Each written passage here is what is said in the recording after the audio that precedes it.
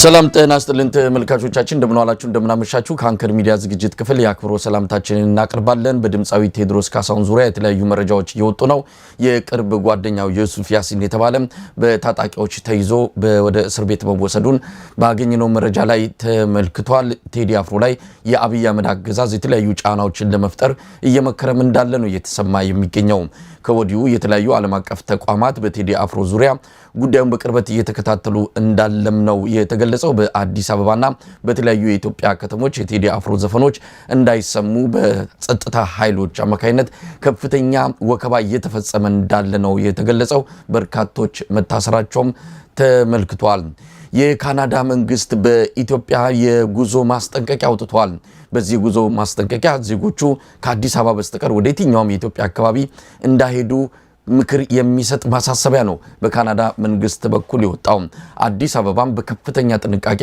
ዜጎችን እንቅስቃሴ እንዲያደርጉ ነው በካናዳ መንግስት በኩል ማሳሰቢያ የተሰጠው የተባበሩት አረብ ኤሚሬትስ ከአሜሪካ ድጋፍ ልትፈልግ እንደምትችል ተመለከተ ዎል ስትሪት ጆርናል እንደዘገበው ከሆነ የተባበሩት አረብ ኤሚሬትስ የገጠማትን ከፍተኛ ኪሳራ የአሜሪካን ድጋፍ ከሌለ ከፍተኛ አደጋ ውስጥ ልትገባ እንደምትችል ነው የኢኮኖሚ ባለሙያዎች እየገለጹ ያሉት የተባበሩት አረብ ኤሚሬትስ ባለስልጣናት ጉዳዩን በተመለከተ ለአሜሪካ ባለስልጣናት የገንዘብ ድጋፍ ሊፈልጉ እንደሚችሉ ጥያቄ ማቅረባቸውን ነው ዎል ስትሪት ጆርናል የገለጸው ተመልካቾቻችን በመነሻነት እነዚህ መረጃዎች አካፍለናቸዋል በዛሬው ዝግጅታችን በኦሮሚያ ክልል የተንሰራፋውን አፈናና ግድያ የተመለከተ ሰፊ ዝግጅት ነው ይዘን የቀረብነው 120 ቡድን በመባል የሚታወቀው አምቦን ጨምሮ በተለያዩ የኦሮሚያ አካባቢዎች ህብረተሰቡ ላይ ከፍተኛ ጭቆና የሚያደርስ የማፊያ ቡድን መቋቋሙ በተመለከተ መረጃዎች በስፋት እየወጡ ነው ይህን አስመልክተን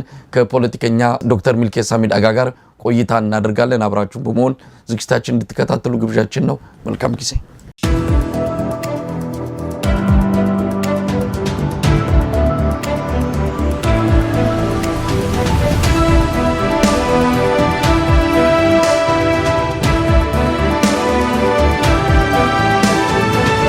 እናስተልኝ ዶክተር ሚልኬሳ ሰላም እንደምን አለ መሳይ እንዴት ሰነበትክ እንግዲህ ዳግም ተገናኝተናል በነገራችን ላይ ከተመልካቾች አራክም የራስ የሆነ ቻናል አለ በየጊዜው የኢትዮጵያ ጉዳዮችን ወሳኝ የሆኑ መረጃዎችን በማካፈል ከፍተኛ አስተዋጽኦ ያደረክ እንዳለ ነው የተከታተልኩት ከድምጻዊ ቴድሮስ ካሳሁን ጋር በተያዘም ሰሞኑን የሰራው ፕሮግራም ባለፈውም እንደዚህ ከ120 ቡድን አባላት ጋር በተያዘ የምታወጣቸው መረጃዎች በጣም ጠቃሚ ናቸውና እንደው የኛም ተመልካቾች ቢጋሩት በሚል ነው አንተን ወደዚህ መድረክ የጋበስኩ በድጋሚ በጣም አመሰግናለሁ እንደው ስለ ድምጻዊ ቴድሮስ ካሳሁን የምትለው ነገር ካለ አንተ ስጋትን ገልጻል የአብይ አህመድ አገዛዝ ከዚህም በከፋ መልኩ እርምጃ ሊወስድ ይችላል በሚል አንዳንድ መረጃዎችን ያካፈልክበት መድረክ እንደነበረ ነው ማስታወሰው አሁን ደግሞ አንዳንድ ምልክቶችን እያየን ነው ጓደኛው መታሰሩን የሚገልጽ እንደዚሁም ቴዲ አፍሮ ላይ ወከባዎችን ለመፈጸም ማስፈራራቶች እንደዚሁም ከግብር ጋር የተያዙ የተለያዩ እርምጃዎችን ለመውሰድ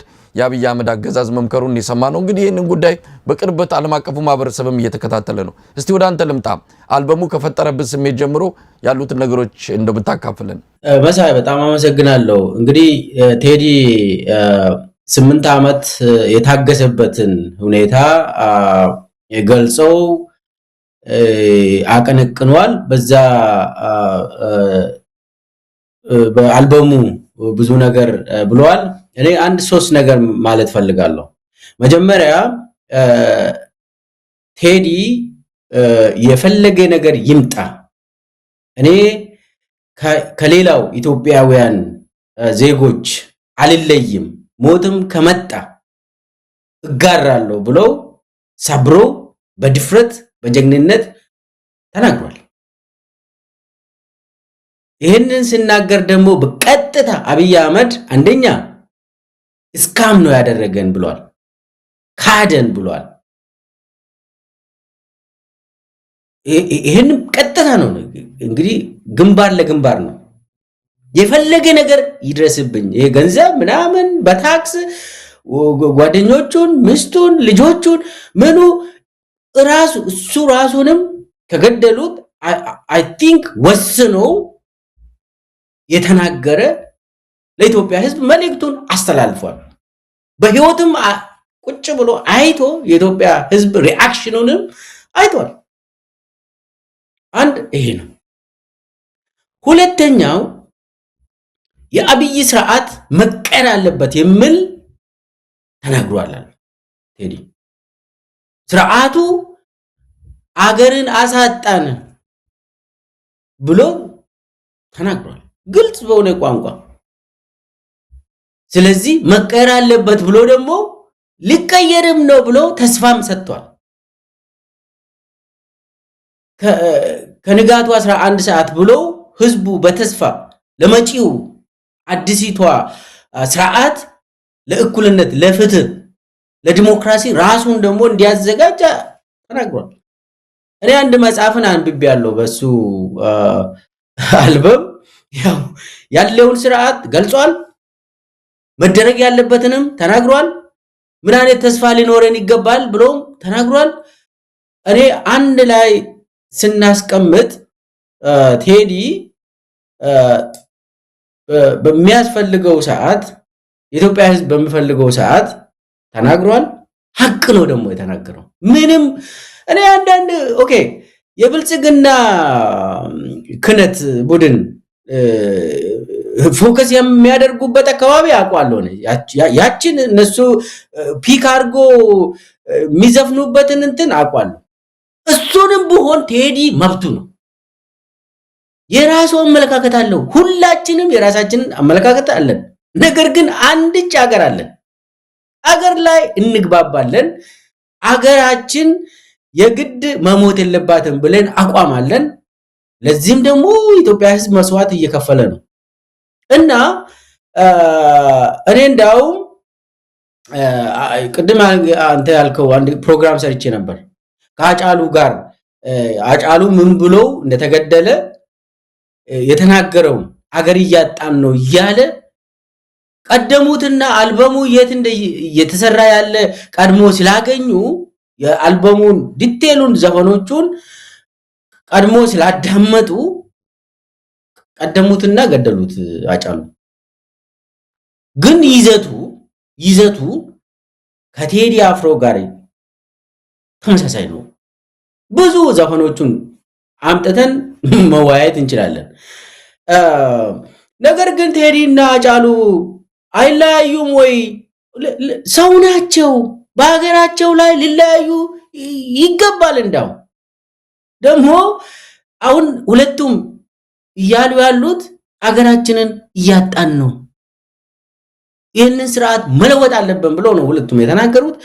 ብልጽግናዎች ምንድነው ልዩነት አለን ምናምን ያቺ ልዩነት እኔ በታሪክን በተመለከተ ታሪክ ቁጭ ብለን የምናወራ ነገር ነው። ይሄ ራሳችንን ካዳን በኋላ አገራችንን ከዚህ ስርዓት ካዳን በኋላ ቁጭ ብለን የምንከራከር የምንወያይ በጠረጴዛ ዙሪያ ታሪክ ላይ ቁጭ ብለን እሱ አይደለም። እሱ አሁን ብልጽግናዎች ናቸው ፒክ አድርጎ ዝም ብሎ እንደዚህ እንትን የሚያደርጉት ለሱ ላይ ዶክተር ሚልኬሳ የቴዲ አፍሮ ዘፈን እንግዲህ አንዱ ያው ነጠላ ዜማ ተሰርቷል። ነጠላ ዜማው ሲሰራ ያዩበት መነጽር አለ። ምናልባት ዘፈኑን በደንብ አልገባቸውም የቴዲ አፍሮ ለዛም ይሆናል እንጂ ቴዲ አፍሮ የዘፈነው ለአንድ አማራ፣ ለአንድ ጉራጌ፣ ለአንድ አይደለም። በጠቅላላ ኢትዮጵያ ውስጥ ለሚደርሰው ሰባዊ ቀውስ፣ ሰባዊ መብት ጥሰትን ያንን የተመለከተ ነው ያቀነቀነውና ምናልባት ቀደም ሲል እንዳልከው ከታሪክ አንፃር ልዩነት እንኳን ቢኖር አሁን ያለንበት ሁኔታ ሀገር አልባ አድርጎናል የሚል ነው። እንደው ቴዲ በዘፈኑ የኦሮሞን ህዝብ የነካበት ምክንያቱም የኦሮሞን ህዝብ ነክቷል ተብሎ ቅስቀሳም ተጀምሮ ነበር። ኦሮሞዎች ወጣቶች እንዲቆጡ በአሁኑ ሰዓትም ሰፊ ቅስቀሳ እየተደረገ ነው። እንዲህ አይነት ነገር አለ። አብይ ሲነካ ኦሮሞ ህዝብ ተነካ፣ ብልጽግና ሲነካ የኦሮሞ ህዝብ ተነካ የሚል እንዲህ አይነት ማነጻጸሪያና ድምዳሜ እየተሰጠ ሌላ ኢትዮጵያን ሌላ አደጋ ውስጥ ለመክተት ብልጽግና በሰፊው እየተንቀሳቀሰ ነው። እንደው ቴዲ አፍሮ በዘፈኑ የኦሮሞን ህዝብ የነካበት ሁኔታ አለ ወይ? ውሸት ነው። ዘራፍ ልቀቁኝ ያዙኝ የሚሉ የብልጽግና የፒፒ ክነ ጥበብ ቡድን ዘፈን በአንድ ሌሊት ገንዘብ ወስዶ እንትን ያወጡት እነሱ መንግስታችን ተነካ ብሎ የነሱ መንግስት የብልጽግና መንግስት ነው፣ አብይ አህመድ ስርዓት ነው። የኦሮሞ ህዝብ ይውልድ መሳይ እንዳውም እንደ ኦሮሞ ህዝብ የቴዲን ዘፈን የሚያዳምጥ ሰው የለም። ለምን መሰለ? እንደ ኦሮሞ ህዝብ 8 ዓመት 7 ዓመት ዳስ የጣለ ህዝብ እንዳውም እንደው የለም። መናገር ካለብን ኦሮሞ ህዝብ ኦሮሚያ ውስጥ በኋላ እናወራለን ስለ ማፊያ ቡድኑ። የኦሮሚያ አሚን ኦሮሞ ህዝብ በየቤቱ ለቅሶ ተቀምጧል እኮ። በየቤቱ እኮ ሀዘን ነው ያለ እኮ። ዳስ ጥሏል እኮ የኦሮሞ ህዝብ 7 ዓመት 8 ዓመት ዳስ የጣለ ህዝብ ቴዲ ሰደበ እንዴ? እውነቱን የኦሮሞን እውነት የተናገረ ካለ ቴዲ ነው ለኔ። የኦሮሞ ህዝብን ሀዘን ዛሬ ላይ አገር አልባ የሆነው የኦሮሞ ህዝብ ዛሬ በየቤቱ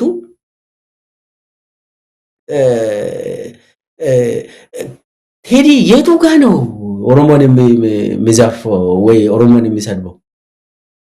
እኔ እነሱ ሚሉት ኦሮሞ እዚ ኳልቱ አብይ የሚባለው ተረት የባለጊዜዎቹ የብልጽግና ቡድን ኦሮሞ ስር የመደበቅ በዚህኛው ሲመቱ ኦሮሞ ስር እንደ ጦጣ ሮጦ ኦሮሞ ስር መደበቅ ነው። ይሄ የለም፣ እንደዛ የሚባል ነገር የለም። አያዋጣም፣ ውሸት ነው። እና እነሱ እንዳውም አሁን ይሄ የብልጽግና ዘፋኞች ፎከስ ያደረጉት የጂ ታሪክ እንትን እሷን እንትን ብሎ ነው እንጂ ከዛ ውጪ ቴዲ ደግሞ አቋሙ የታወቀ ነው። የራሱ አመለካከት አለው፣ ታሪክን በተመለከተ ማለት ነው። እሱ የታወቀ ነገር ነው። አዲስ ነገር ያመጣው ካለ ቴዲ አዲስ ነገር ተናግሯል ከተባለ የኢትዮጵያ ሕዝብ ችግርን ተናገረ። ይሄ ነው አዲስ ነገር። ለዚህ ደግሞ መፍትሄ ያስፈልጋል። ስርዓቱ መቀየር አለበት። ይሄንን ተናግሯል ቴዲ። ከዛ ውጪ እንደኔ እንዳውም አስረግጦ የኦሮሞን ህመም የተናገረው ቴዲ ነው። የብልጽግና ክነጥበብ ቡድን የኦሮሞን ህመም የት ነው የሚያውቁት? አዲስ አበባ ውስጥ ፎቅ እየሰራ አዲስ አበባ ውስጥ እየዘረፍክ ባለጊዜ የሆንክ የገበሬውን ቤት እያቃጠልክ የገበሬውን ልጅ በአደባባይ እያስረሸንክ እየረሸንክ የት ታውቃለህ? የኦሮሞ ህዝብን ህመም ምኑ ጋር ነው የምታውቀው? እኔ ኦሮሞ ነኝ ትላለህ ደግሞ እዛ ወጥተህ እና አሁን በዚህች ሰዓት የብልጽግና ዘፋኞች ሳይሆን ቴዲ ነው ለኦሮሞ ህዝብ ቅርብ የሆነ ሰው። ቴዲ ነው እንደ ዘፋኝ ለኦሮሞ ህዝብ ቅርብ ህመሙን የሚረዳ ቴዲ ነው እንጂ የብልጽግና ዘፋኞች አይደሉም። ይሄ ግልጽም ነው። ዶክተር ሚልኬሳ አብይ አህመድ የሰጠውን ምላሾች እንዴት አየ? አልደነገጥንም፣ በእንደዚህ አይነት ጩኸት ምንርበደበድ አይደለንም ማለት በጣም ቢዚ ሆኖ ነው የሰነበተው። ለዚህ ለቴዲ አፍሮ ሙዚቃ መልስ ለመስጠት ያልታሰቡ ፕሮግራሞች ያልታሰቡ ጉብኝቶች ናቸው የተደረጉትና ያንን አስታኮ መደንገጥ የለም መርበትበት የለም ከብልጽግናችን ቀጥ ቃሉ አቋማችን ዞር የሚያደርገን የለም አለ። እውነት አብይ አህመድ አልፈራም? አልደነገጠም? ቁራው ማን ነው? ያለ አልደነገጥንም ምን አመጣ ታዲያ? ለምን አልደነገጥንም ትላለህ? ካልደነገጥከው ያለ መደንገጥ ብቻ ሳይሆን የሚጨብጠው የሚያዘው ነገር አጣ። ዲፕሊ ነው የደነገጠ፣ ዲፕሊ ነው የተረበሸው፣ መሰረቱን አጣ። እኔ ልንገርህ አሁን አብይ ምን መሰለ፣ አብይ ብዙ ነገር ይጫወታል። አንደኛ በኢትዮጵያ ስም ይነግዳል አብይ። ሁለተኛ በብሔሮችም ስም ይነግዳል አብይ።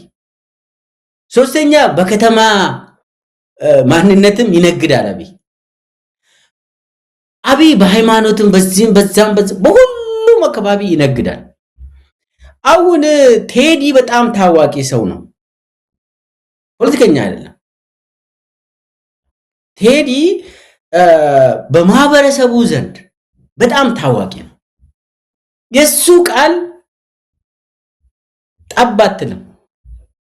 ሰው ያከብራል፣ ይቀበላል፣ ወደ ትግል ይገባል።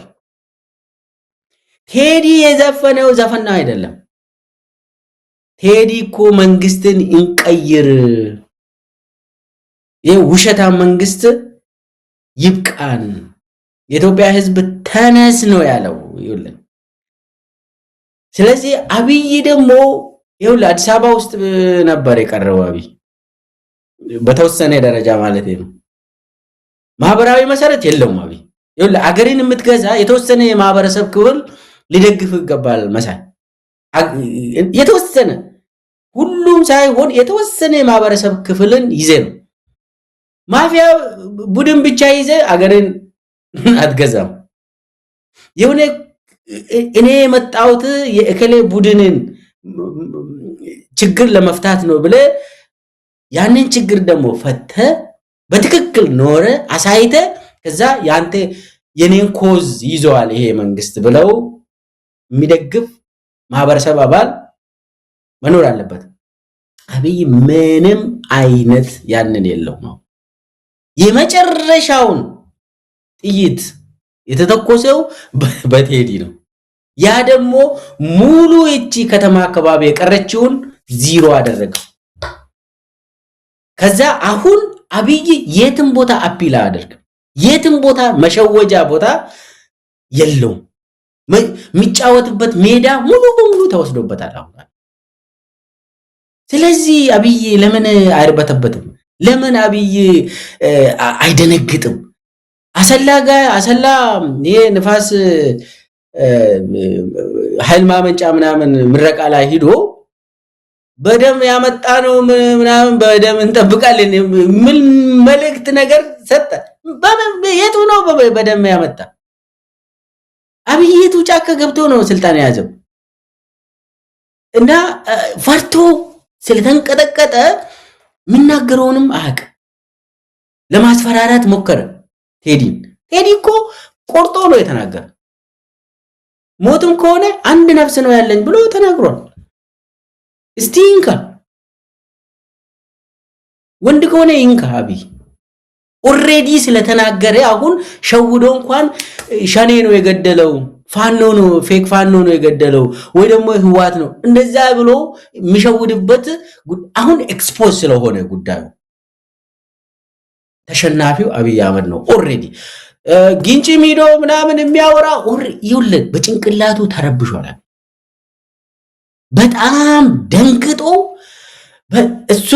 እሱ ያሰበው አትሊስት በትግራይ ኦሬዲ አይወደድም፣ በአማራም አይወደድም፣ በኦሮሞም የለም አብይ። አሁን የቀረው የከተሜ ሰዎች እንግዲህ በብሔር ምናምን አካባቢ የማይታዩ እንደው ትንሽ ኢትዮጵያንን ብሎ በመሃል የሚኖሩ እዛ አካባቢ ራሱን ደብቆ ይኖር ነበር። በካልቾ ተመቶ ከዛም ተባረረ። የት ነው የሚሄደው አሁን አብይ? ስለዚህ አብይ እኮ በጣም ደንግጧል። አሁን የመጨረሻ ፊልም ያነች እቺ። ስለዚህ ከአዲስ አበባ ተባረዋል ማለት ነው። የከተሜ ማንነት አካባቢ ተባረረ ማለት ነው። አብይ መደበቂያ የለውም እዛ አካባቢ። ስለዚህ ክደቱ ታወቀበት።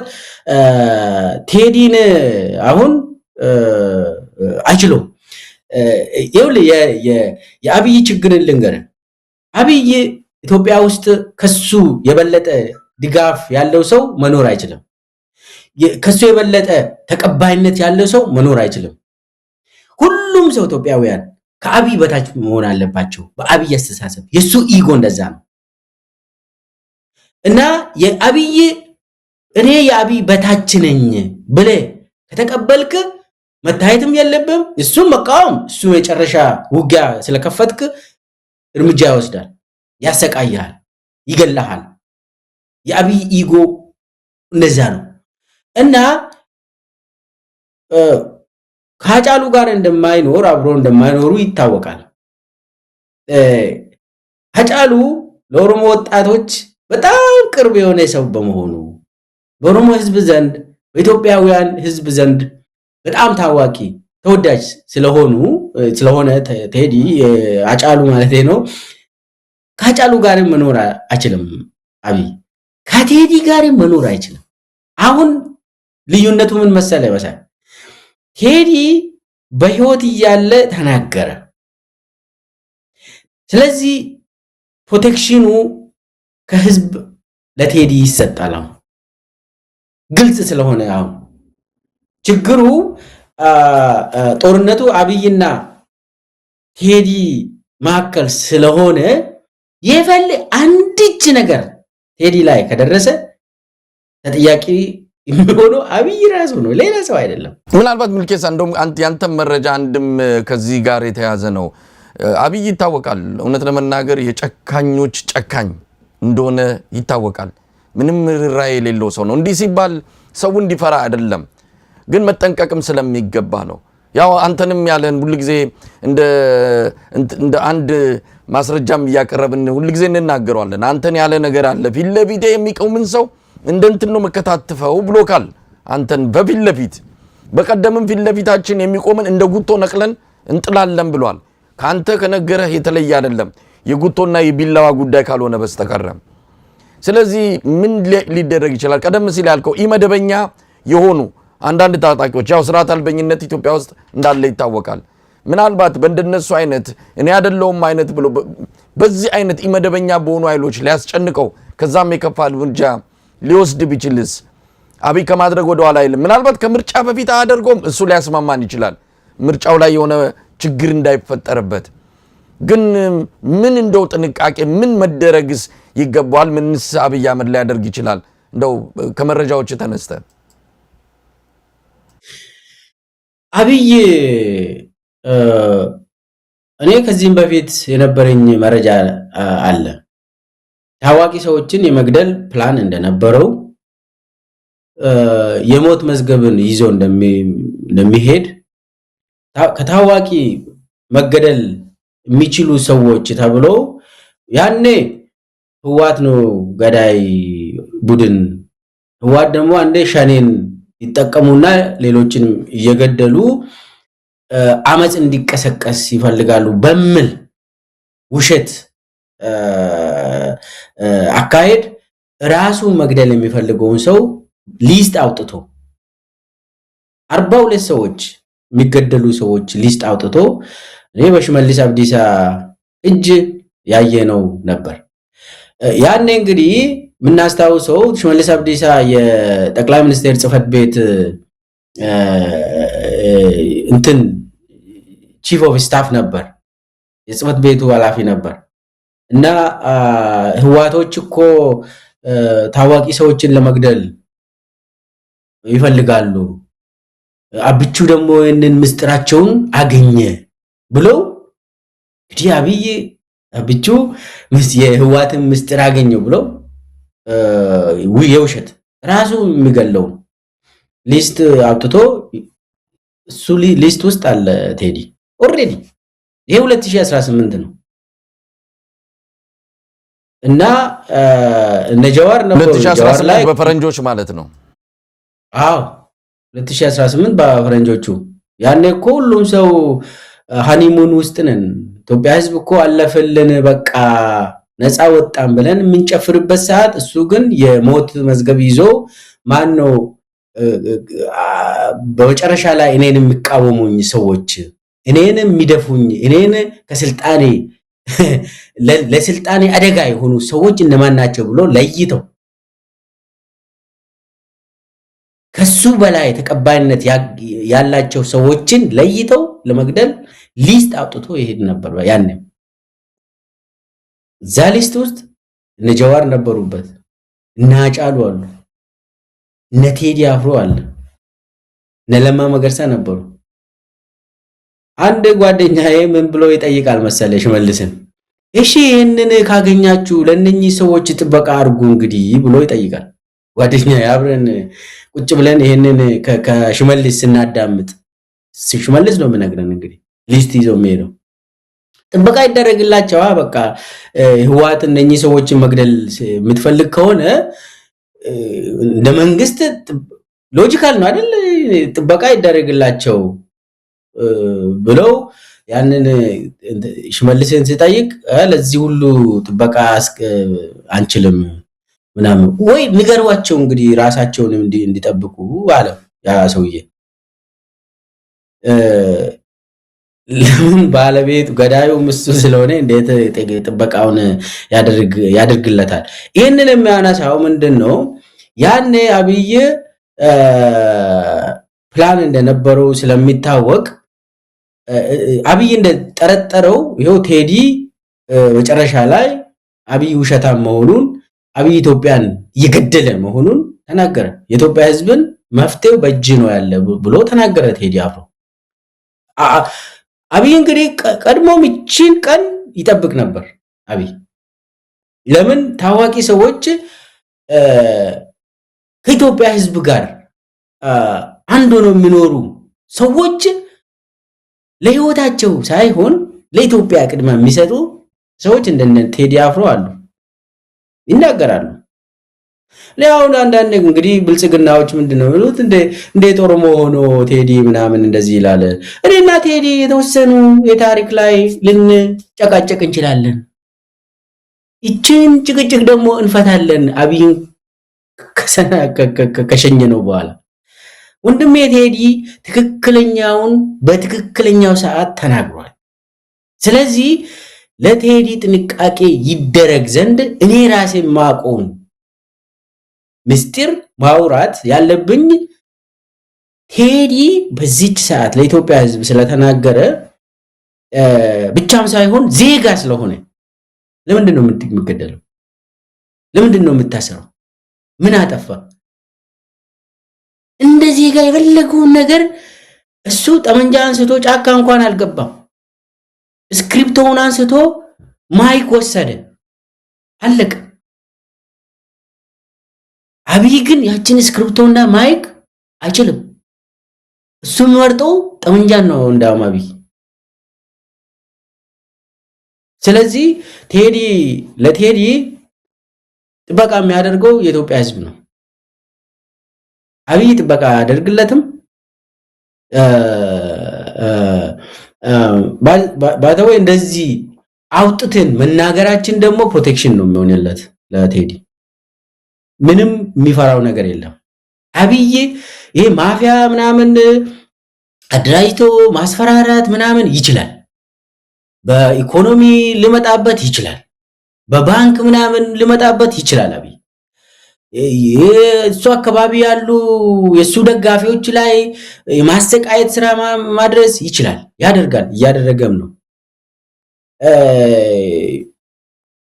መጨረሻ ላይ አብይ ቴዲን ከነካ ያው የሚመጣውን እሱም ይረዳል ስለዚህ በአጠቃላይ የቴዲ ማድረግ ያለበትን ስራ ሰርተዋል አሳይቶናል ለዛው ደግሞ ቴንኪው ነው መባል ያለበት እንጂ መሰቃየት የለበትም እና የኢትዮጵያ ህዝብ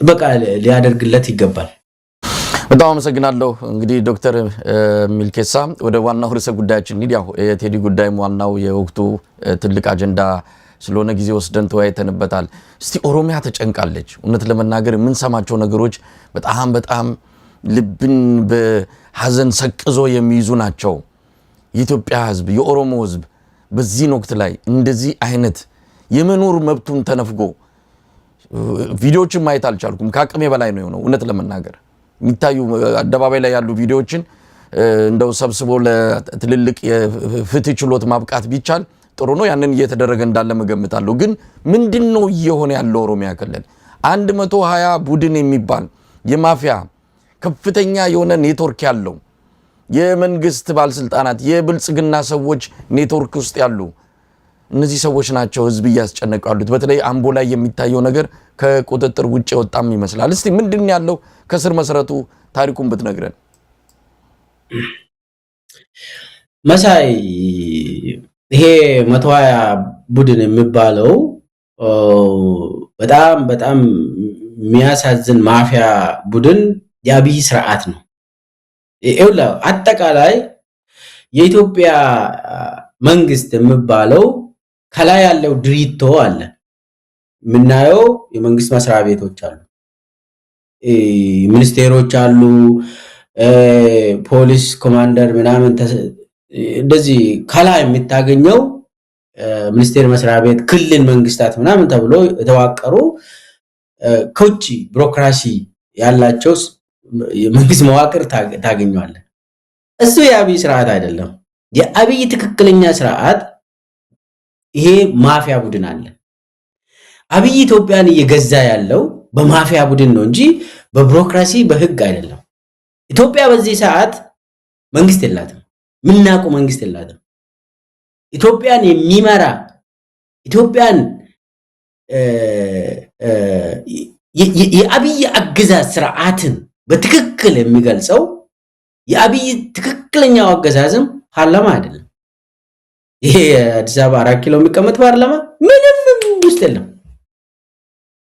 ህግ አውጪ ነው ምናምን፣ ፍርድ ቤት አለ ምናምን፣ እሱ ድሪቶ ነው፣ ውሸት ነው። አብይ ኢትዮጵያ ህዝብን እየገዛ ያለው በተለያዩ ማፊያ ቡድን እነሱን በማደራጀት በማሰቃየት በመግደል በመዝረፍ ህዝብን በማፍረስ በማንገላታት በማፈናቀል ህዝብን በመስበር ነው አብይ እየገዛ ያለው። ያንንም የሚያደርጉለት ቡድኖች አለው። አብይ የስርዓቱ ዋነኛው ኮር ዲፕ ስቴት በለው። የአብይ ዲፕ ስቴት ኮሩ 120 ቡድን ነው። እሱን ልንገርህ፣ መቼ እንደተፈጠረ ለምን እንደተፈጠረ ልንገርህ።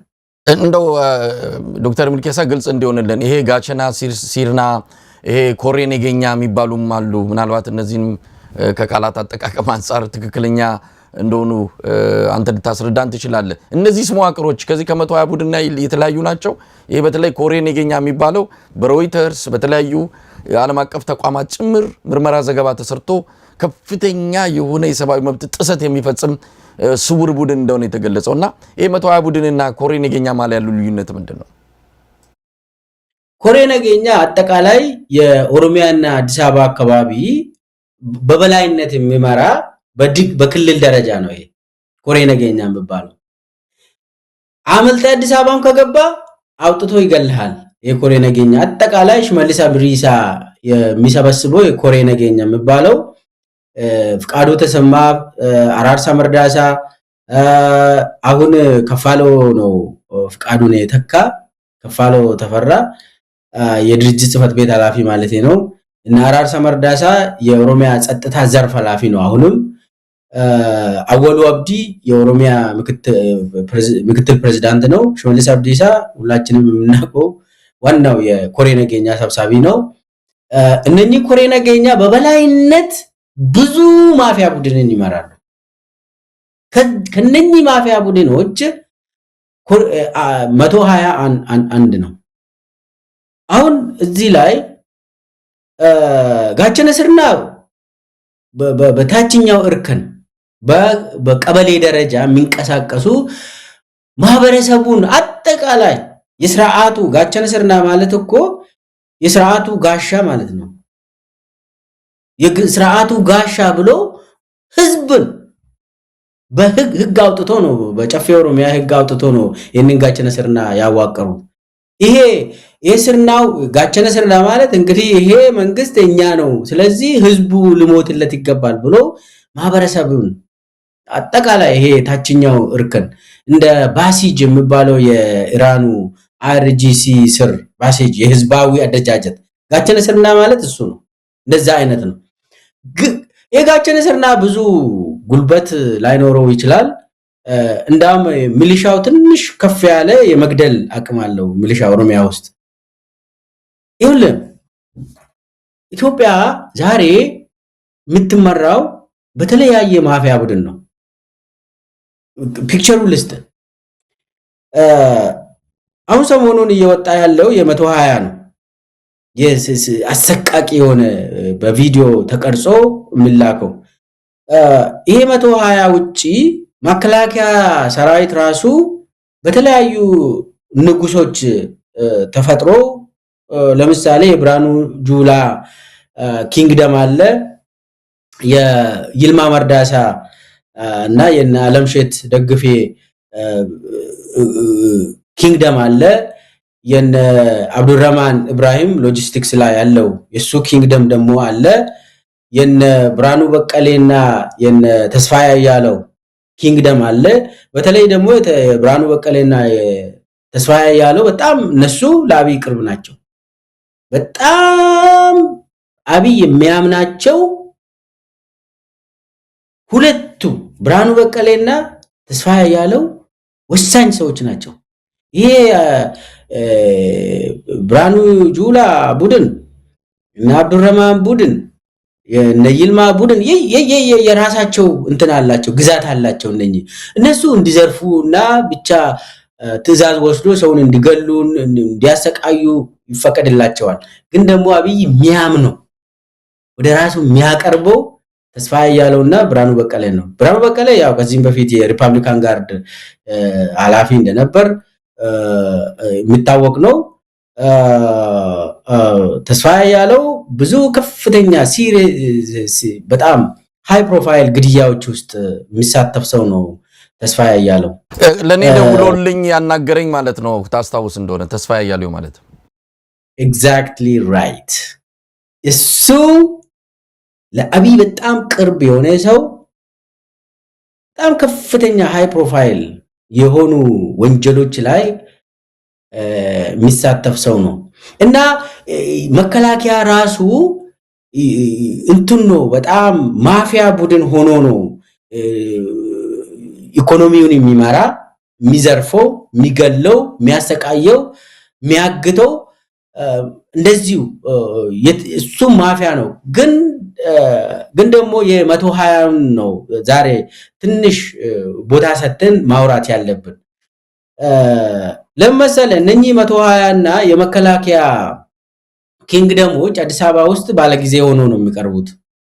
እነሱ ላይ ትንሽ ፎከስ የምንሰጠው አዲስ አበባ ውስጥ አሁን ባለጊዜ ተረኞች ተብሎ የሚጠሩ የሚታወቁ የ120 ቡድንና የመከላከያ ኪንግደሞች ናቸው እና የመከላከያውን ለዛሬው ትንሽ እንርሳና የ120ውን እንዴት እንደተፈጠረ ትንሽ ላውራ። አብይ አህመድ ስልጣን እንደያዘ 2018 እንደ አውሮፓ አቆጣጠር ያደረገው ምንድነው? ለስልጣኔ አስጊ የሆኑ ግሩፖች ብሎ የለየው አንዱ ማህበረሰቡ ራሱ ነው። ለስልጣኔ አስጊ የሆኑ አደጋ የሆኑ ብሎ የለየው በተለይ ደግሞ ወጣቱ።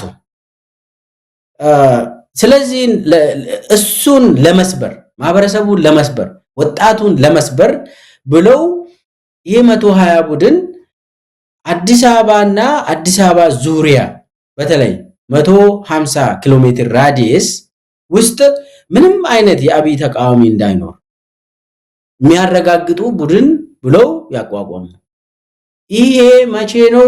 ልክ ስልጣን ይዞ 2-3 ወር በኋላ ነው የተቋቋመው። ይሄ 120 ቡድን የሚባለው በ150 ኪሎ ሜትር ራዲየስ ውስጥ አዲስ አበባን ጭምር ምንም አይነት አብይን የሚቃወም እንቅስቃሴ እንዳይኖር፣ ማንም ሰው አብይን እንዳይቃወም ይህንን የሚያስፈጽም ቡድን ያስፈልጋል ብሎ መንግስት ከመንግስት ስርዓት ውጪ ነው ይሄንን ያዋቀረው። ማን ነው ይሄንን ደግሞ ያዋቀረው? በበላይነት ቶፊቅ መደድ የሚባል የአብይ ጸጥታ የፐርሰናል ሴኩሪቲ ኃላፊ የነበረው አሁን አዲስ አበባ ላይ የተመደበው የአዲስ አበባ ፖሊስ ምክትል ኮሚሽነር ምናምን ብሎ አልመደቡትም ቶፊቅ መደድን። እሱ ምክትል አይደለም፣ እሱ ነው ራን የሚያደርገው ከላይ ያስቀመጡት ሰውዬ እሱ ሌላ ታሪክ ነው። ቶፊቅ መደድ ቤተመንግስትን ወክለው አብይን ወክለው ደመላሽ ገብረ ሚካኤል ብሔራዊ ደህንነት ነበር ያኔ። ብርሃኑ ጸጋዬ ፍትህ ሚኒስቴር ነበር ያኔ። ሶስቱ ናቸው ይሄንን ተልኮ ወስደው 120 ቡድን መጀመሪያ የት እናቋቁም ተባለ።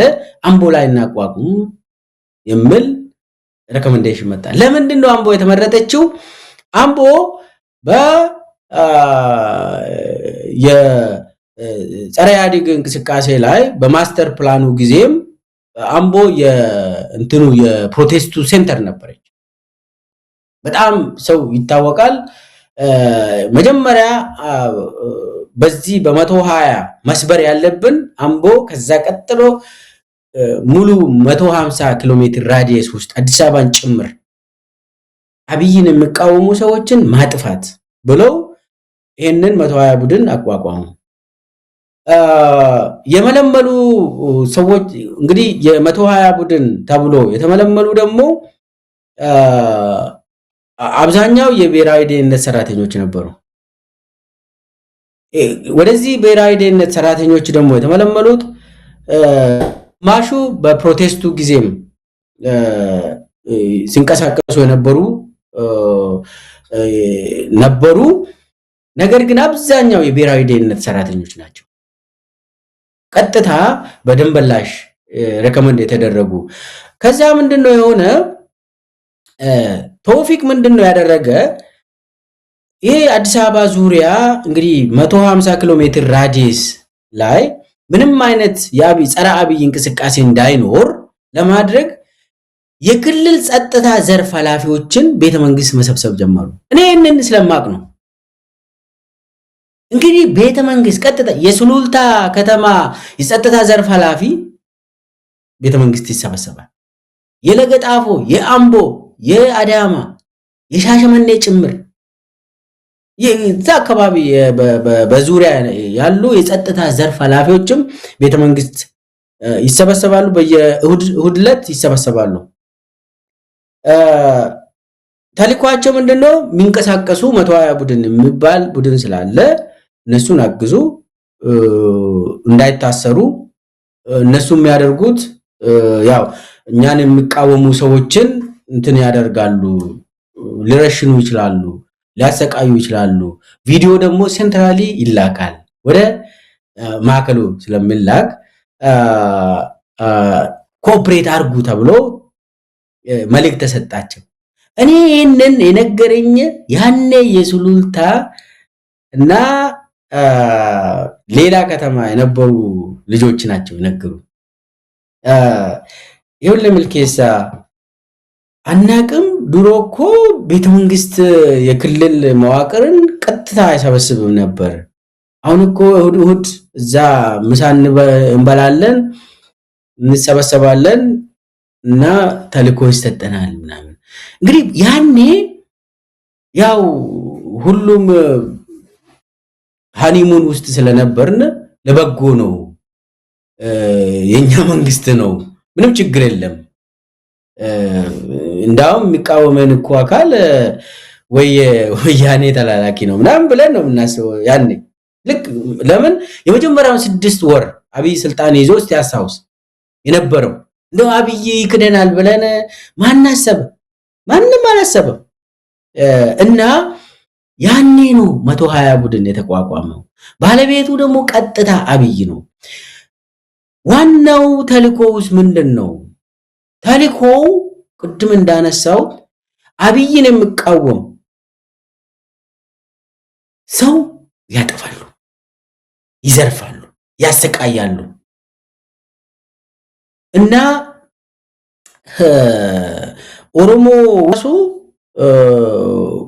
እከሌ ወለጋ ነው እያሉ ይገላሉ፣ እከሌ አርሲ ነው እያሉ እንደዚህ እንትን እየከፋፈሉ ማህበረሰቡ። አንድ ነገር ልንገር መሳይ፣ ግፋቸውን አንድ ልጅ የሪፐብሊካን ጋርድ፣ በነገራችን ላይ ይሄ 120 እና ሪፐብሊካን ጋርድ አንድ ላይ ነው የተመሰረተው። ሪፐብሊካን ጋርድ መከላከያን ወክሎ 150 ኪሎ ሜትር ራዲየስ ላይ የሚቆጣጠር አካል ነው። ከሪፐብሊካን ጋርድ በታች ደግሞ 120 ቡድን አለ እና አንድ ልጅ ይሄ የ120 ቡድን ለመሆን ሪቪው የሚያደርገው ማመሰለ 120 ቡድን ነው። ለሪፐብሊካን ጋርድ አባል ሆነ ለመመረጥ እና ስልጠና ወስደ የሪፐብሊካን ጋርድ ሰራዊት ለመሆን የ120 ፈተና ማለፍ አለብህ። 120 ቡድን እነሱ ናቸው የሚመለምሉት።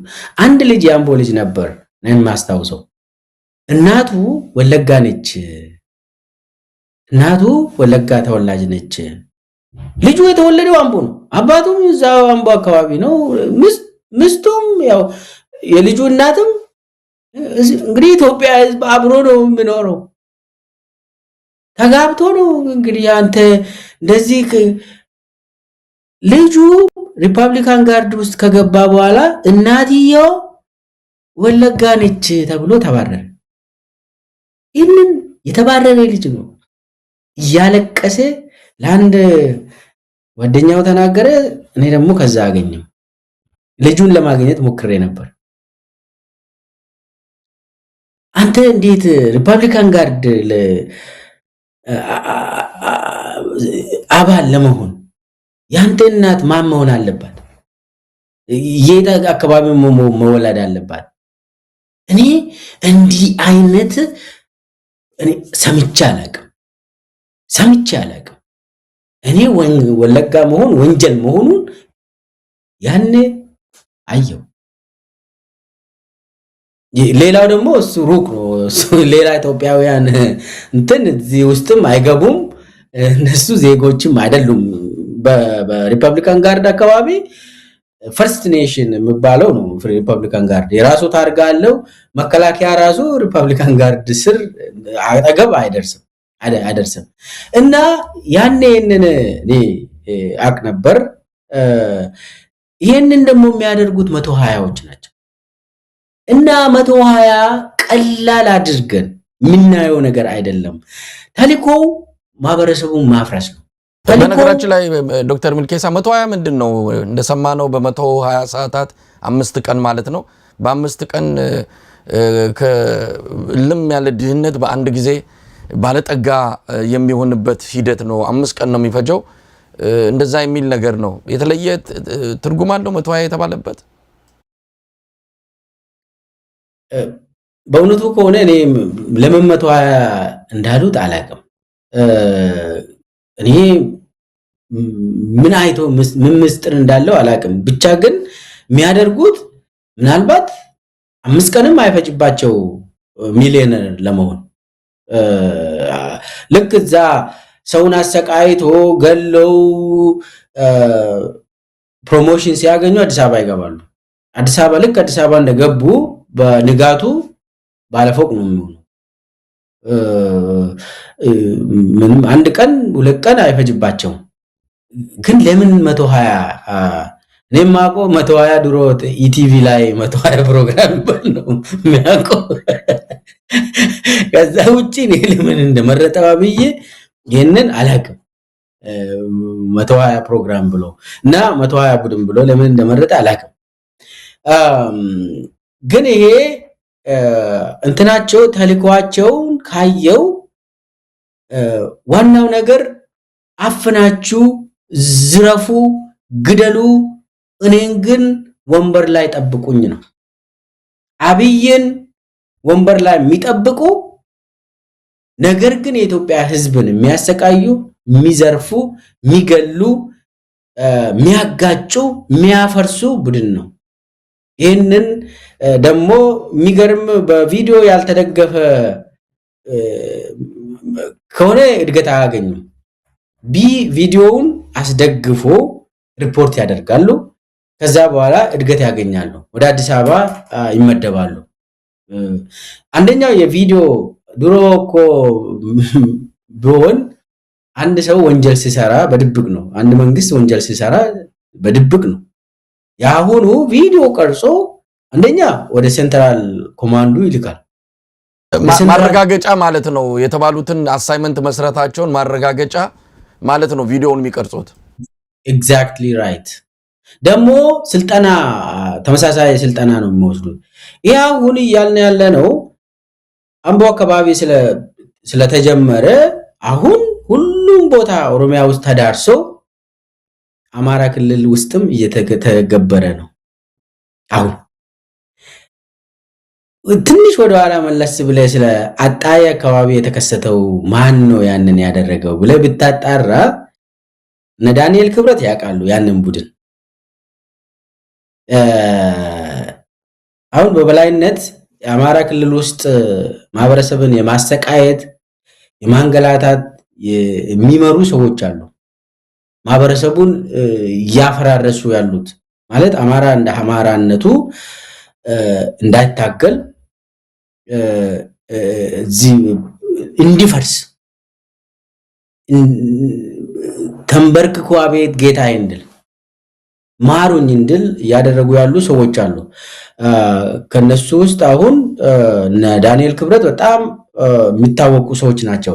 እና ይሄ ሌላው ደግሞ ይሄ ቪዲዮ ለምንድን ነው ተቀርጾ ሶሻል ሚዲያ ላይ የሚለቀቀው ለምለው፣ አንደኛ አብይ እያሸበረ ነው ማንበርከክ የሚፈልገው። መጀመሪያ አንድ ቪዲዮ ከተቀረጸ በኋላ ወደ ሴንትራል ኮማንዱ ይላካል። ሴንትራል ኮማንዱ ደግሞ ይሄ ይውጣ ብለው ከፈቀደ በኋላ በአካባቢው ፌክ አካውንት ይወጣል። በዛችው በአምቦ ወይ ደግሞ በአጣዬ አካባቢ ወይ ደግሞ በሆነ ሎካል የሚታወቅ ፔጆች አሉ እና የአብይ የዲጂታል አርሚ አለ አይደለ? የዲጂታል አርሚው ላይ ፌክ አካውንቶች አሉ። ሪል አካውንቶችም ከኢቲቪ እና ፋና ጭምር ማለት ነው። ሙሉ አንድ ላይ ተደራጅተው ነው የሚሰሩት። በቪዲዮ ሲወጣ ማህበረሰቡ ያንን አይቶ ፈርቶ እጅ እንዲሰጥ ነው። እንደዚህ ከመሆን አሁን እናትና አባትን አስቀምጦ ማህበረሰብን ሰብሰብ አድርጎ ሲረሽኑ ልጃቸው ያንን ደግሞ ቪዲዮ ቀርጾ ሲለቁ ማህበረሰቡ ያንን ካየ በኋላ ኧረ በስመ አብ እንደው እጅ ሰተን ብንኖርስ ማለት ይጀምራል። አንድ ልጅ ደምቢዶሎ ላይ አማኑኤል ወንድሙ የሚባል ዲያቆን ነው። ኦርቶዶክስ ቤተክርስቲያን እዛ ደምቢዶሎ የሚታወቅ ልጅ ነው። ልጁ ፖለቲካ ውስጥም የለም። ምንድነው ያደረጉት? ልጁን ይዘው አባቶርቤ ነው ተባለ። ይሄ አባቶርቤ ደግሞ ፌክ አባቶርቤ መንግስት ራሱ ነው የመሰረተው። ሌላ አደረጃጀት ነው። አባቶርቤ ደግሞ ይሄ ፌክ ሸኔ ያለ ፌክ ፋኖ አለ። የተለያዩ ስራ የሚሰሩ አብይ የሚመራቸው በአጠቃላይ ኦሮሚያ ውስጥ አሉ። አልፎም በአማራ ክልል የሚንቀሳቀሱ የተለያዩ ፌክ የሆኑ ቡድኖች አሉ። አሁን ምንድነው ያደረጉት? አማኑኤል ወንድሙን ከቤተ ክርስቲያን ይዞ አባቶርቤ ነው ተባለ አሉት። ልጁን በገመድ እጆቹን ወደኋላ አስሮ ሽጉጥ አንገቱ ላይ አንጠልጥሎ ማህበረሰቡን ውጡ ብሎ ወደ አደባባይ ወደ ደምቢዶሎ አደባባይ ወሰዱት። ከዛ ወደ አደባባዩ እየሄዱ ቪዲዮን ይቀርጻሉ። ቪዲዮን እየቀረጹ ከኋላ እየመቱት እኔን አይታችሁ ይህንን መንግስት ደግፉ፣ እኔን አይታችሁ ፍሩ፣ እኔን አይታችሁ ተማሩ እያለ ልጁ ድምፅ አይሰማም ብሎ ከኋላ ይመታሉ። ድምፁን ከፍ አድርጎ የህዝብ ሆይ እኔን አይታችሁ ከኔ ተማሩ፣ እኔ እንደዚህ ሆንኩን ተናገር እንጂ በደንብ ብሎ እየቀጠቀጡት ልጁ አደባባይ ላይ አመጡት። ከዛ አደባባይ ላይ እንደ ኢየሱስ ክርስቶስ እንደዚህ አሰሩት። ካሰሩ በኋላ እዛው ህዝብ እያየ በጥይት ደብድቦ ገደሉት። ያንን ቪዲዮ ደግሞ ለቀቁ። ለምንድን ነው ይሄ ሁሉ? እኔን አይተ ተማር፣ እኔን አይታችሁ ተማሩ፣ ተምሩ ይሄንን ብሎ ልጁን እየደበደቡ ይሄንን በል እያሉ ይሄ አሸብሮ መግዛት ነው። ማህበረሰቡ እንዲሸበርና እንዲገዛ ለማድረግ ነው። እጅ እንዲሰጥ ነው። እና ዶክተር ሚልኬሳ እንደው እንዲህ አይነቱ ነገር ስታነሳ ብዙ ወደኋላ ታሪኮችን የሰሞኑን አምቦ ላይ እንደዛ በእርግጫና በቡጢ የነረተ 3 ወጣቶችን የሚመታውን ጨምሮ ሌሎች ቪዲዮዎች አይተናል። ከዚህ ከ120 ቡድን ጋር በተያያዘ በአምቦም ሆነ በተለያዩ አካባቢዎች ከዚህ ቀደም ለምሳሌ እናስታውሳለን ተገድለው አስክሬኖቻቸው በአህያ ላይ ተጭኖ ከተማ ውስጥ ሲታይ ነበረ። እሱንም አይተን ደንግጠናል። እውነት ለመናገር በኢትዮጵያ ምድር እንደዛ ይፈጸማል ብለን አላሰብንም፣ አልገመትንም። እጃቸው በፊጥኝ እየታሰረ እየታዩ የሚረሸኑትንም እንደዚሁ በቪዲዮ እየተቀረጹ አይተናል። ቀደም ሲል ያልከው ምናልባት የገለጽክልን አንድ ወጣት የከተማው ነዋሪ ወላጆቹ ይመስሉኛል እያዩ በጭንቅላቱ ከኋላ በጥይት መተው ሲገሉት ይሄን በቪዲዮ ያየነው ነው። ይሄ ሁሉ በ120 ቡድን በሚባለው የሚፈጸም ነው ማለት ነው። እንግዲህ ከዘረፋው ከተለያዩ ስራዎች ባሻገር ግድያም አለ፣ ነፍሰ ገዳዮችም ጭምር ናቸው ማለት ነው። በሚገባ 120 መጀመሪያ ገንዘብ ሳትወስድ ሳትዘርፍ ፎቅ አዲስ አበባ ላይ ሳትሰራ ወይ ደግሞ ፎቅ ሳትወስድ እንደዚህ እንደው የምትወስደው አለ። በትግራይ ጦርነት ጊዜ ፎቅ እንደዚህ ትወስዳለህ፣ ቤት ትወስዳለህ፣ ባንክ ትወስዳለህ። የትግራይ ተወላጅ ስለሆነ ትወስዳለህ። ያንን አክሰስ ሳታገኝ በፊት ፕሩፍ ማድረግ አለብህ። ገለ አሰቃይተ ለአብይ ብለ ለአብይ አህመድ ብለ ገለ በቪዲዮ ካላሳየ ለዝርፊያው አዲስ አበባ አትገባም። ባለጊዜ አትሆንም። እዚህ መጣ አዲስ አበባ ገብተ ይሄ ኦሮሚያ ውስጥ ላለፉት 7-8 ዓመታት እኔ እንዴት እንደምገለጽ ራሱ ማለት ስቴት ቴሮሪዝም አይገልጽም። ምን አይነት ሽብርተኛ መንግስት እንደሆነ ያደረገ። አሁን ደግሞ የሚገርም ኦሮሚያ ውስጥ ሽብርተኛ የሆነው አዲስ አበባ ገብቶ ባለጊዜ ነው ሱፍ ለብሶ። ሌላ ማህበረሰብ ክፍል ደግሞ እነሱን አይቶ ይኸው በቃ ጊዜው የነሱ ነው፣ በቃ ይግደሉን ይዝረፉን፣ በቃ ጊዜው የነሱ ነው ይላሉ።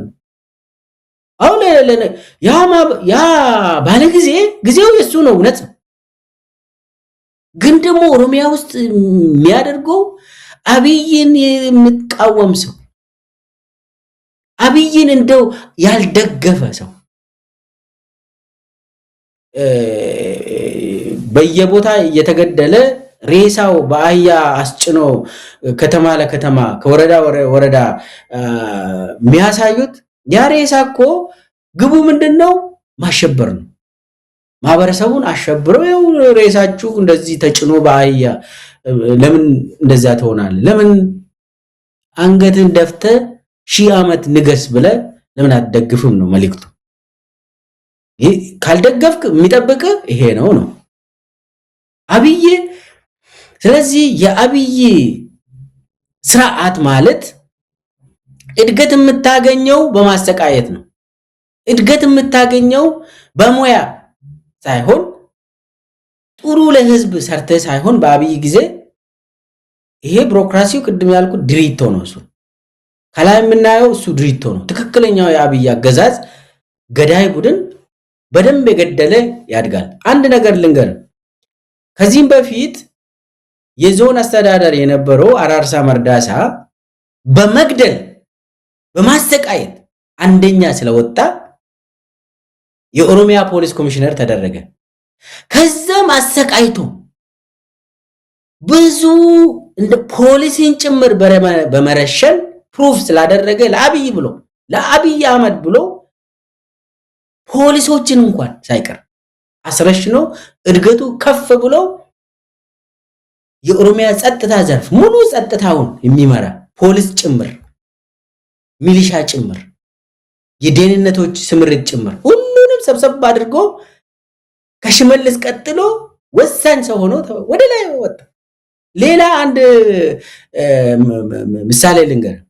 አንድ ደረጀ ባይሳ የሚባል አሁን የኦሮሚያ ምክትል ኮሚሽነር ነው፣ የኦሮሚያ ፖሊስ ምክትል ኮሚሽነር ነው። የወንጀል መከላከል ዲፓርትመንት ላይ ነው አለ። አሁን እንግዲህ ፖሊስ ዲፓርትመንት በፌደራልም በክልሎችም አንዱ ወንጀል ምርመራ ላይ፣ ሌላው ደግሞ ወንጀል መከላከል ነው።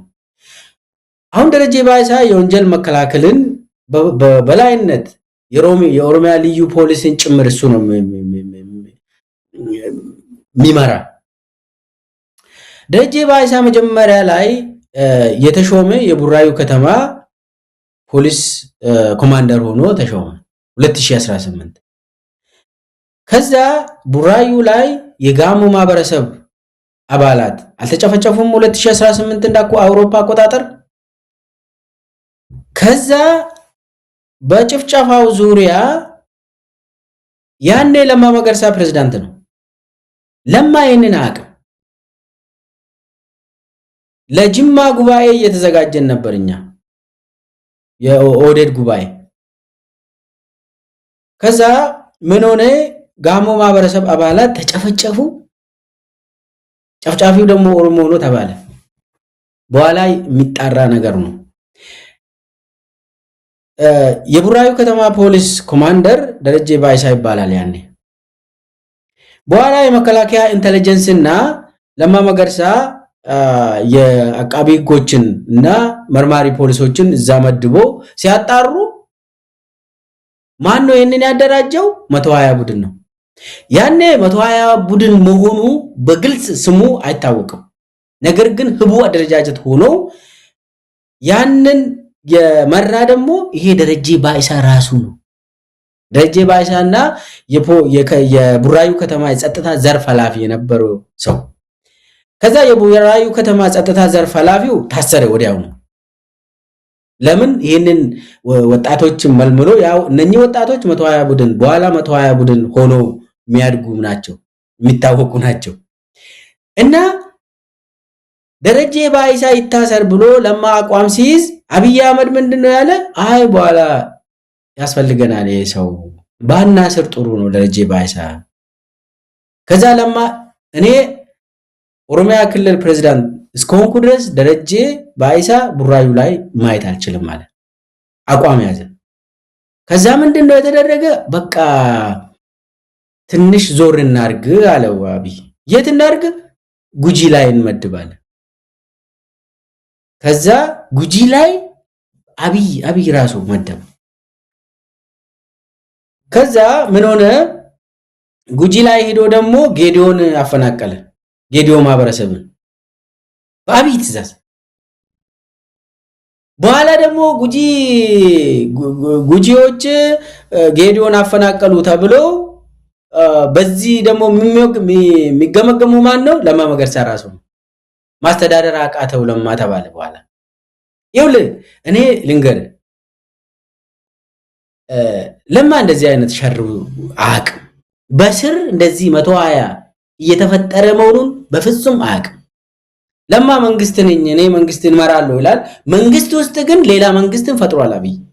እነኚህ 120 ቡድንን እነ ደረጀ ባይሳ አይነቱ። ከዛ ደረጀ ባይሳ ልጨርስ። ደረጀ ባይሳ ጉጂ ላይ ሰውን አንገት ማቅላትን ጭምር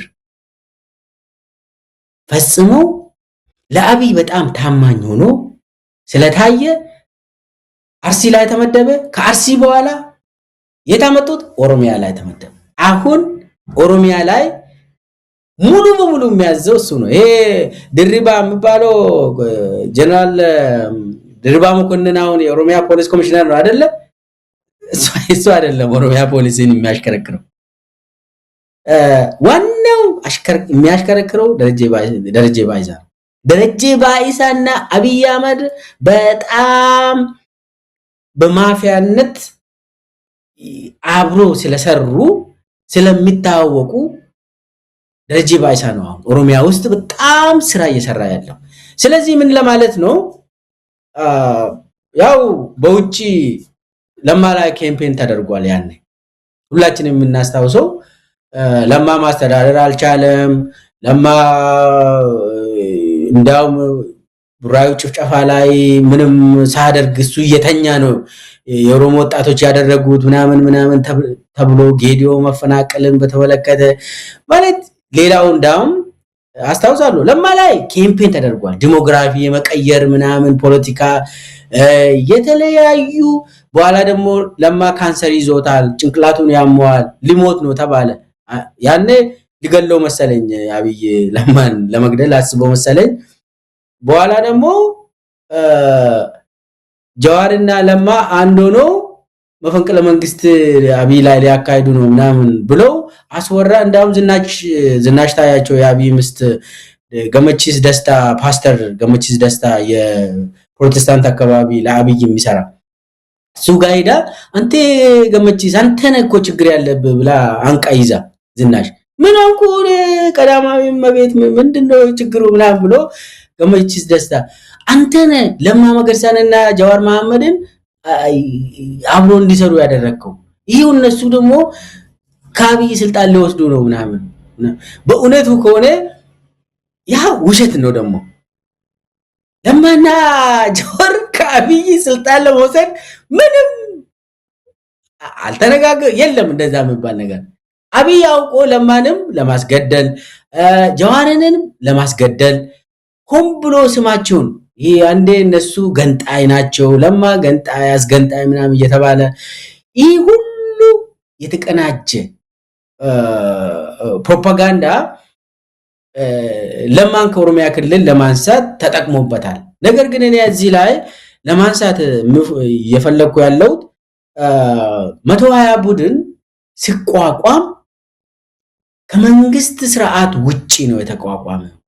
ዋናው ዓላማው ደግሞ አብይን የሚቃወሙ ለማጥፋት አብይን የሚቃወሙ ለማሰቃየት ብሎ ማህበረሰቡ እጅ ሰጥቶ የአብይ ስርዓት ደጋፊ እንዲሆን በተለይ ደግሞ 150 ኪሎ ሜትር ራዲየስ ውስጥ ምንም አይነት ተቃውሞ አብይ ላይ እንዳይነሳ በማድረግ ራሳቸውን ፕሩቭ ያደረጉ አመራሮችን በከፍተኛ ደረጃ ስልጣን ሰጥቶ ለምሳሌ አሁን የኦሮሚያ ክልል ሚሊሻ ዘርፍ ምክትል ኃላፊው ጌቱ ዳንደሳ የሚባል የ120 መስራች አባል ነው።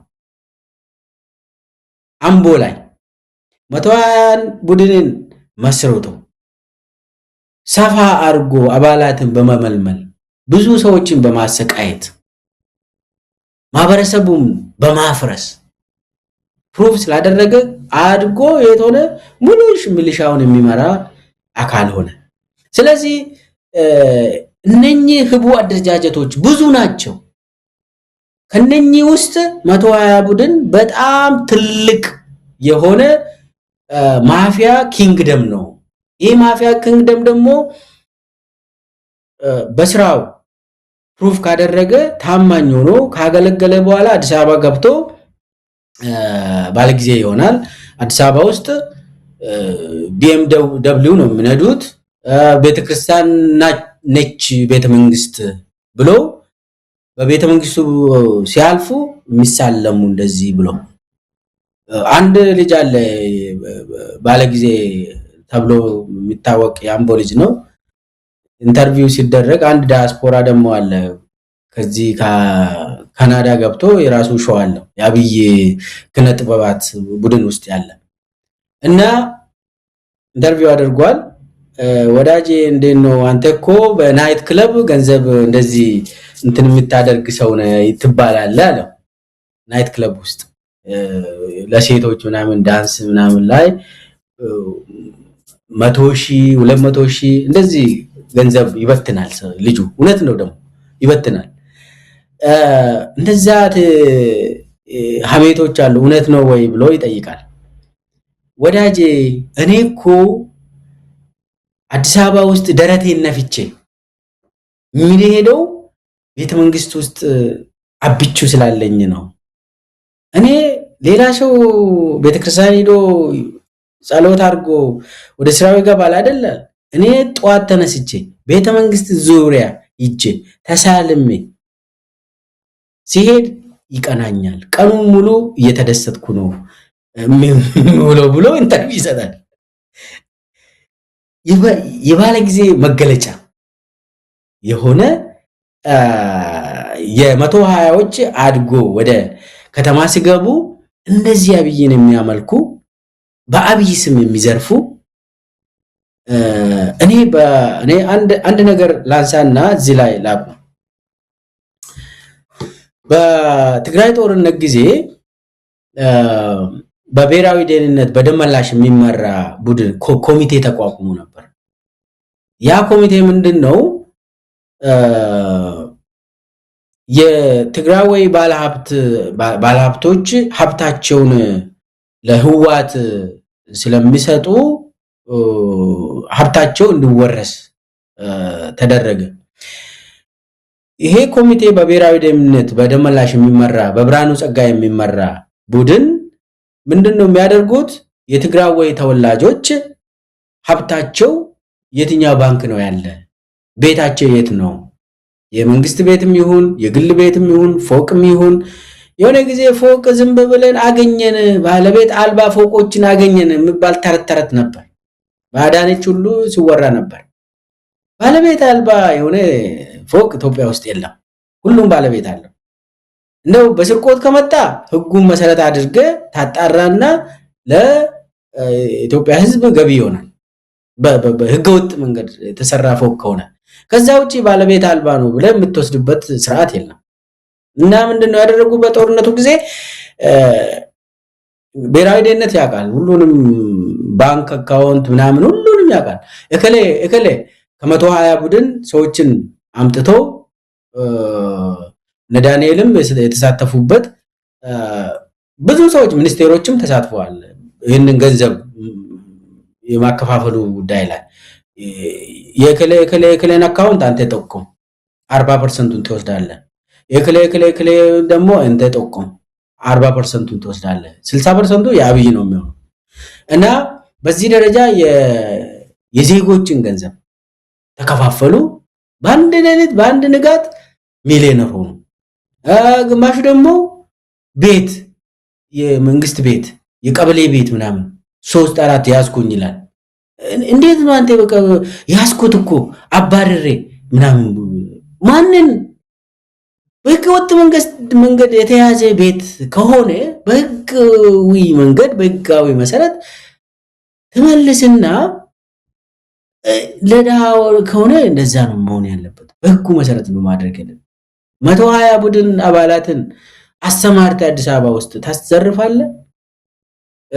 እና ያኔ እኔ የዳንኤል ስም ለምን በተደጋጋሚ ታነሳለህ ልትለኝ ትችላለህ። ዳንኤል አሁን የሚዲያ ሰራዊት ኢታማጆር ሹም ስለሆነ ነው። የአብይ የሚዲያ ሰራዊት ኢታማጆር ሹም ነው። ሹመት ነው በእውነት የሚዲያ ሰራዊት ኢታማጆር ሹም የማህበራዊ ዘርፍ አማካሪ ሚኒስትር ነው እንግዲህ አብይ አህመድ ደሞዝ የሚከፍለው። አሁን ኢቲቪ እሱ ነው የሚሰበስበው፣ ፋና እሱ ነው የሚሰበስበው። አጠቃላይ በሶሻል ሚዲያ ላይ የሚጻፉ የሚሄዱ እሱ ነው የሚመራው። በጣም አደገኛ የሆኑ እነዚህ ቅድም ቪዲዮዎችን በበላይነት የሚመረምረው እሱ ነው። በበላይነት በክልል ደረጃ በድርጅት ጽሕፈት ቤቶች ተወካዮች አሉ። እነ ሽመልስ የሚተሳተፉት ለምሳሌ ዋትስአፕ ግሩፕ አለ ኦሮሚያ ላይ። አጠቃላይ ግን አቅጣጫ የሚሰጠው ከአብይ ቀጥሎ ሶሻል ሚዲያን በተመለከተ የስነ ልቦና ጦርነትን በተመለከተ ኢትዮጵያውያንን የማንበርከክ በስነ ልቦና በሳይኮሎጂ እሱ ላይ ብርሃኑ ጁላ ሳይሆን ኢታማዦር ሹሙ ዳንኤል ክብረት ስለሆነ ነው። ዳንኤል ክብረት ብርሃኑ ጁላ በመግደል መሬት ላይ በቀጥታ በመግደል በማሰቃየት በመዝረፍ ኢታማዦር ሹም ነው። ዳንኤል ክብረት ደግሞ ሶሻል ሚዲያ አርሚውን ይመራል። ሹመቱንም ከአብይ ቀጥታ ለዛ ነው እኔ 120 ቡድንም ይያያዛል መሬት ላይ የምታደርገው በሚዲያ መውጣት ስላለበት አጠቃላይ ስለሚያያዝ ነው አብሮ የሚሰሩት እና በአጠቃላይ ይሄ 120 ቡድን ቀላል አይደለም አዲስ አበባ ህዝብ ይሄንን ያውቃል አይቷል ግን ስሙ 120 መሆኑን አያውቅም ነበር ተጎጂው ህዝብ የኦሮሚያ ውስጥ የሚኖሩ ህዝብ አዲስ አበባ ውስጥ የሚኖሩ ኦሬዲ አይቷል ኦሬዲ ተፈናቅሏል ኦሬዲ ተዘርፏል ኦሬዲ ተገሎ ተሰቃይቷል ያውቃሉ ይሄንን እንደው ስሙን ብቻ አንስተን ተወሰነ ታሪኩን ብቻ ትንሽ ነካነካ በማድረግ የማስታወስ ጉዳይ ካልሆነ በስተቀር እንደው እኔ ለአምቦ ህዝብ እኔ አልነግርም ለኦሮሚያ ለአዲስ አበባ ህዝብ አልነግርም ዛሬ አማራ ክልል ውስጥ እየተደረገ ያለው ሰውን ገለው ፋኖ ነው ይባላል አይደል እሱን ራሱን የቻለ ቡድን አለ ለአማራ ክልል ደግሞ ምልኬሳ እውነት ከአእምሮ የመቆጣጠር አልቻለም ይህን ሁሉ በደል ይህን ሁሉ ስቃይ እንግዲህ በኦሮሞ ስም የሚምል ለኦሮሞ ነው የተፈጠርነው ጠብቁት እያለ ሽመልስ አብዲሳ በየስብሰባው የሚናገረው የብልጽግና ፓርቲ ከማንም በላይ የኦሮሞን ህዝብ እያሰቃየ ነው እንግዲህ ሰሞኑን እነ ጀዋር መሐመድ እናንተም በሰፊው የዚህ 120 የሚባለው ቡድን እየፈጸመ ያለውን መጠነ ሰፊ ግፎች እስካሁን ስለምን ቆያችሁ የሚለው ጥያቄ እንዳለ ሆኖ ይሄ ነገር መጋለጥ ካለበት እንግዲህ በፊት ከሆነ የተመሰረተው በእርግጥ ስም የለውም እንጂ ታጋልጣላችሁ ኮሚደርሰውን ነገር ግን እንዲህ በአንድ በተዋቀረ 120 በሚባል ሲያሜ ዋና ጭንቅላቱ ደግሞ ቤተ መንግስት የሆነ እንዲህ አይነት ቡድን በኦሮሞ ህዝብ ላይ እንዲህ አይነት መከራ የሚያሳዝነኝ እንደው ሚልኬሳ ይህ ሰውዬ ይህን ሁሉ ደም እያፈሰሰ የኢትዮጵያን እንደዚህ ህዝብ በመከራ ላይ መከራ እየደራረበ ነፍሱን ሲጥ አድርጎ እየገዛ በቴሌቪዥን መስኮት እየመጣ ብልጽግና እናረጋግጣለን እያለ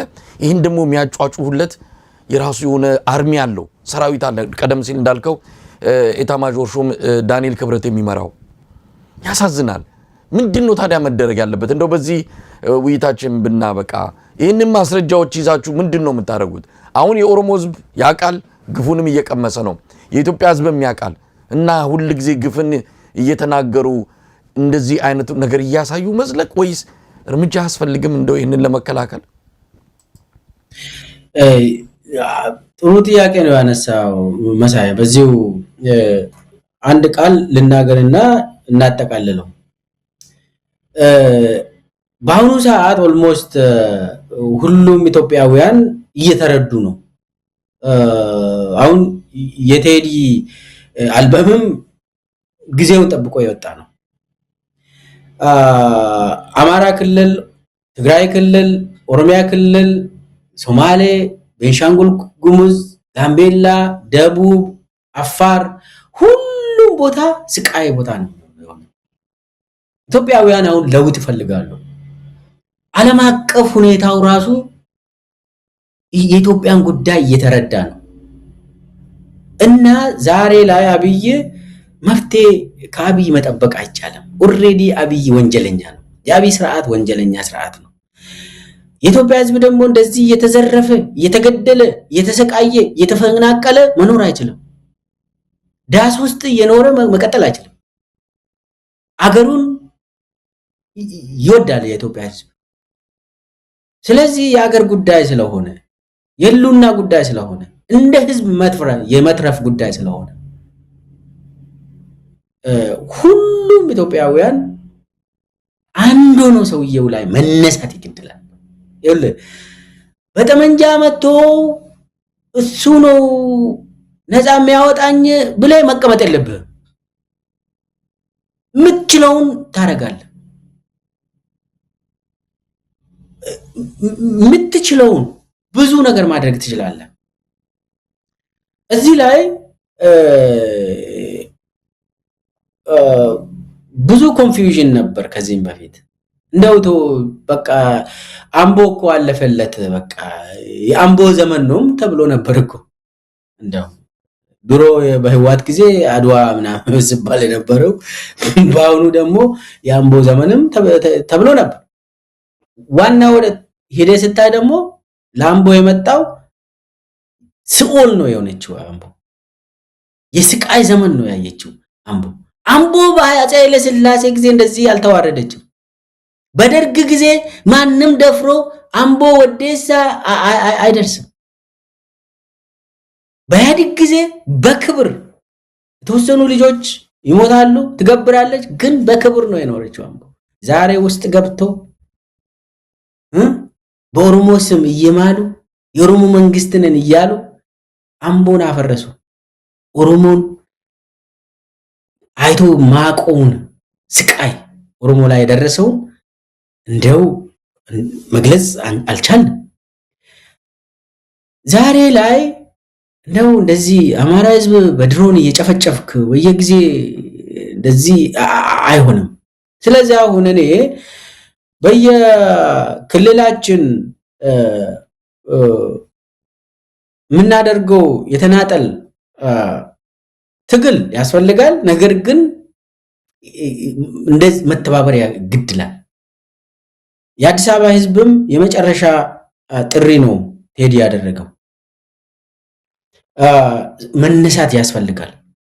ሁሉም ኢትዮጵያውያን በሃይማኖት፣ በብሔር፣ በተለያየ ነገር ሳይለያየ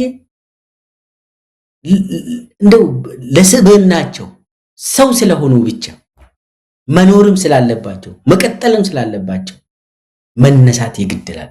አንድ ሆኖ ሰውየውን ወደ ቤተሰቡ ወደ አቡዳቢ መሸኘት ነው። ሰውየው ቤቱም ኢትዮጵያ አይደለም እና እኔ በዚህ ሰዓት ሁሉም ነገር የሚያመላክተው አብይ ሄሊኮፕተሩን እያዘጋጀ ይመስለኛል የሚያመላክተው። ከዚህ በላይ የሚቆይም ብዙ ጊዜ የሚቆይ አይመስለኝም። ነገር ግን የኢትዮጵያውያን ውሳኔ ይፈልጋል። አንድ ሆነን ተባብረን መጪውን የሀገራችን ፍትሃዊ የሆነ አሰራርን ለመገንባት ዲሞክራሲን፣ ትክክለኛው የህዝባዊ መሰረት ያለውን ዲሞክራሲን ለማየት፣ ፍትህ ለማየት ከአሁኑኑ ቶሎ እንዘጋጅ፣ እንነሳ፣ ሰውየውን እንሸኘው ለአንዴና ለመጨረሻ ብዬ እዚህ ላይ ላብቃ። መሳይ በጣም ነው የማመሰግነው። በጣም ወቅታዊ የሆነ መልእክት፣ እውነት ለመናገር ትልቅ መልእክት ነው ዶክተር ሚልኬሳ ያቀረብክልን። እንግዲህ እንነሳ ነው፣ ሁላችንም በጋራ እንነሳ። በጣም አመሰግናለሁ ዶክተር ሚልኬሳ ሚደጋ፣ ፖለቲከኛ፣ ብዙ አስተዋጽኦችን እያደረክ ነው። እንግዲህ አንተን ሚዲያ ህብረተሰቡ እንዲከታተል ከታች ከቪዲዮ ስር ሊንኩን እናስቀምጣለን። ብዙ ጠቃሚ መረጃዎች፣ ብዙ የውይይት ሀሳቦች የሚንሸራሸሩበት መድረክ ነው። ከታች ቪዲዮውን እናደርጋለን፣ እንድትከታተሉት እንጋብዛለን። ዶክተር ሚልኬሳ ሚደጋ በአንከር ሚዲያ ታዳሚዎች ስም ከልብ አመሰግናለሁ።